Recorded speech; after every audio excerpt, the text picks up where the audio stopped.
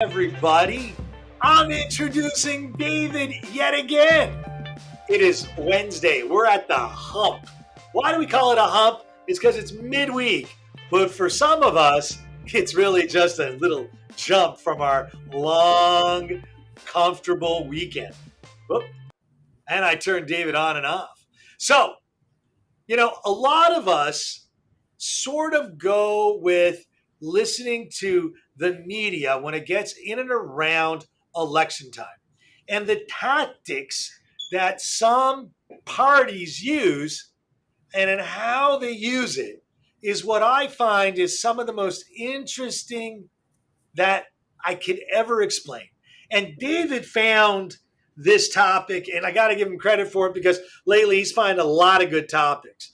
But, when a party starts to use, if you vote for that party, it will be kind of interesting. David, want to jump on that? Well, yeah, Stuart. So, part of the amazing thing is that recently, not even recently, we know that politicians love to throw out propaganda. They like to throw out enough crap, and if there was enough shovels out there to dump on people, they would.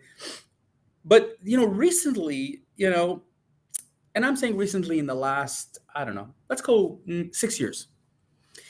There have been a lot of propaganda and a lot of dumping on the Republican Party. First of all, it was the wonderful attack on Donald Trump over 4 years. And of course, there was a lot of propaganda related to his, well, yeah, right, 5 years, 1 year of campaigning and 4 years in office, where he was vilified and supposedly a Russian agent. Supposedly he's, did all these things. And while everybody says today, he's a crook, he was an ass, he was a bass, blah, blah, blah. Go on and on and on and on and on and on. But the propaganda spewed by the Democratic Party, the squad, the liberal media, it got really ridiculous to the point where, unfortunately, people started to believe this rhetoric. Now let's fast forward almost 2 years into the Biden administration, and we ranted about this, not that long ago, that in January of 2021, when our dear friend Joe Biden was, had his inauguration, he talked about unifying the country. He talked at great length about the need to bring Americans together from the right, the left, the Republican, Democrat, and he's done nothing of the sort. In fact, he's put a bigger wedge in between right and left. And a lot of people will say that this is the woke, and I know, Stuart, you're going to bring up your favorite cousin in all this, but the left, the people who have drunk the Democratic Kool-Aid, from your cousin to the Kathy Griffins to others in the Democratic Party, are now coming up with two new things. One we've talked about, the MAGA Republicans. We had that famous press conference last week with that red background, that Nazi-like feel that you mentioned, right? And I know you were really upset about that, and rightfully so. But now the new term that's coming up is, or the new thing is, that if you vote for the Republican Party, you want a civil war. And yesterday, Kathy Griffin spewed that out again. And once again, this notion that it's the Republican Party that's going to cause the Civil War. Stuart, it reminds me a lot about what you hear from extreme political parties. Communism, fascism, they used fear, propaganda as a control mechanism. And the Democratic Party hasn't shied away from this in any stretch. In fact, they've ramped it up over the last 6 years. That they're putting the Republican Party is the party of racists, and they're white supremacists, and then they are anti-democrat. They're going to destroy the democracy, and now it's about a civil war. Stuart, your cousin Rupert Hitzig, who has spewed this out, I don't understand. Well, actually, I do, because he's drunk the Democratic Kool-Aid. But does he not realize that all of these words, and words matter, are going to ruin the union? So okay. I love my cousin Rupert. We've been chatting since I can remember in the mid 80s, and he's a good man. And he did it. He didn't drink the Kool-Aid for the Democratic Party. He helped write the Kool-Aid for the Democratic Party. And he is, a guy that worked on the Kennedy campaign, right? So I keep trying to argue with him and debate that a 1960s, 1950s Democrat is not a modern day Democrat. Nope. However, the tactics used even to defeat like the Mitt Romney with Obama, that he's going to push the elderly off the cliff. What was that, Ryan? That was Jack Ryan, I think his name was.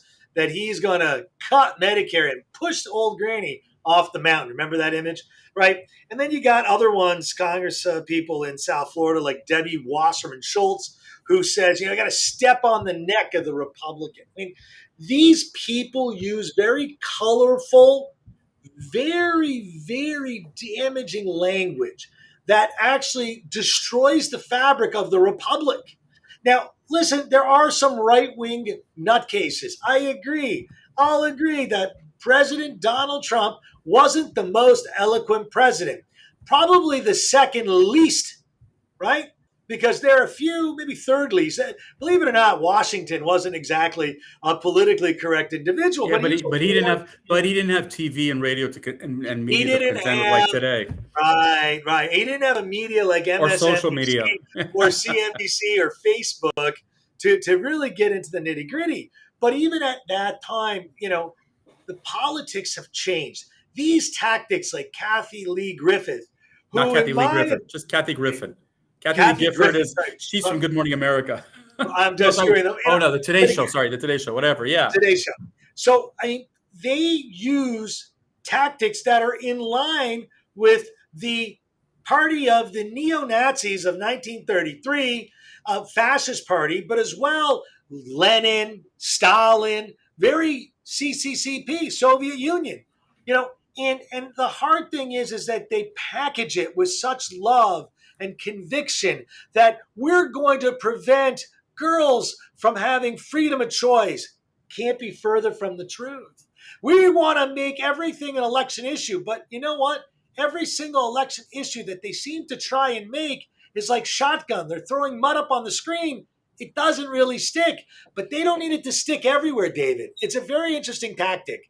I get the pepper this one, that one, and everyone to get a little bit here, a little bit here, a little bit here to try and inch up above the 50-50 balance that the country is.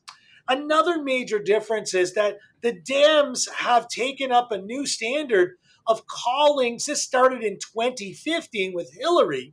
Obama never did this. Hillary did, calling Americans. Listen, I have heard Donald Trump call out Mitt Romney as a joker broker, underwear broker, call out Mark Cuban as ballless invertebrate, right? He has picked on individuals within his party and has called people out like Crooked Hillary, but never went after the entire base, never called Americans bad, called this one, that one, and party lines. Yeah. But Donald Trump, we know, is the big bully. We know that, and I don't care what anybody's gonna say. We know he's the big bully and the blustering idiot, and I get all that, and I've got no problem. But you're right. No idiot. He didn't go stand up and talk about Democrats as deplorables. He did not call them, he didn't give them names like what we're seeing right now. We are categorizing over 100 million people, and I mean, 73 or 75 million people voted for Donald Trump in the last election, let alone how many Republicans got votes as well. And if you're going to tell me that these are anti-Americans, who, by the way, the interesting thing, if you look at the military, how much of the military is significantly Republican or votes conservative? And are you telling me that those are the people who are going to create a civil war? They are your deplorables. They are your, the threat to the great democracy? That scares me as a statement.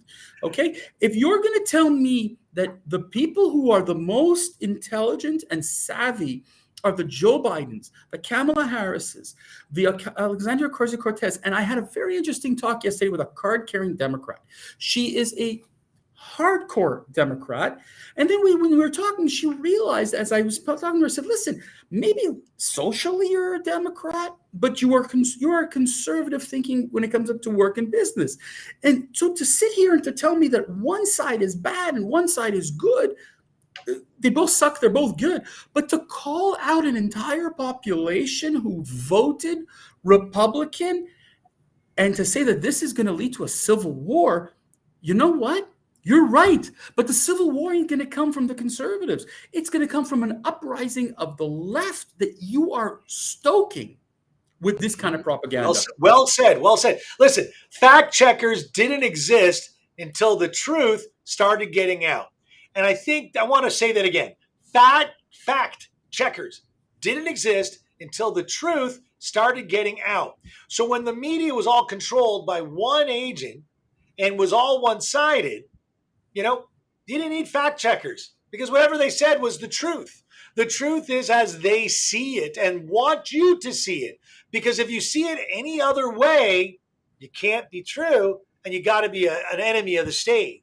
And again, the Republicans had their time with that sort of philosophy, and it's been like a polar reversal, right? From the the persecution of those people alluded to be communists, right? Then you had the Nixon era, right? You had all kinds of really hardcore, really right-wing type things under the guise of being American. Now it's the left embracing this philosophy that the right has left behind. To me, the ridicule, Stuart, the demeaning, and it is an amazing thing because the Democrats are sitting here and saying, we're educated. We are the educated.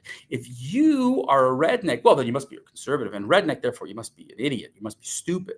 They continue to insult. And again, it's fascinating to hear the extent of how they will use names. I mean, it's funny because they went out and they talked about how Donald Trump is a name caller and how bad he is and how terrible he is. He's not politically correct. But when they do it, there's a justification. This is propaganda at its best. Okay, this is the kind of fear-mongering that you are trying to create. You are so uncertain. Listen, here's the thing. Roe v. Wade was ripped apart by the courts. Okay, what did you do about it, Democratic Party? We created fear. We created more fear. Vote for me. We're the party who's going to protect you, but you've done nothing. Have you called a referendum, a national referendum? If you say that the entire country wants abortion, put it on a referendum ballot. But no, they won't do that because they want to use words to scare people rather than take action. And that's the scary part, is if all you do is scare people, and believe in me, I'm in the scaring business in what I do for a real living, okay? And I can scare people with reality, but there's an action plan. And all I ever hear from the Democratic Party, Stuart, and I'll get this, is more words. And if you don't agree with me, I'm going to yell. And if I yell at you, you need to listen because otherwise you're an idiot. We started off with talking about the Biden speech, which sounded like a Democratic DNC party meeting. But here is a dangerous escalation by the President of the United States, where the majority of Americans think the Biden speech was designed to incite conflict. It's not the right inciting conflict, it's the left. And the left says, oh, you got January 6th. Oh, you got January 6th. And they keep repeating this over and over again. Where are the January 6th trials? Stuart, the point of the matter is this. What the Democratic Party, what we saw on January the 6th was words had incited. It was wrong. It incited people. What they're doing is to say is, you see, these are the people who are going to destroy America. So if you're telling me that all Republicans, all conservatives will create a civil war, are extremists to the point where they're going to ruin democracy, that kind of totalitarianism is frightening. And I'm sorry, it must be a cut. So when I see that the NBA has decided in the 2023 season, 2022-2023 season to not have a game played on voting day, ladies and gentlemen, it's time to go. Yes, it's time to go out and vote, and not with your heart, but with your mind. That you have now been insulted by the president and his minions, his press secretary, all of the House. That press secretary is going to go into history as being the biggest idiot. But David, we can talk about her on another time, because you know what time it is? It is time to say goodbye to everybody. Goodbye, everybody.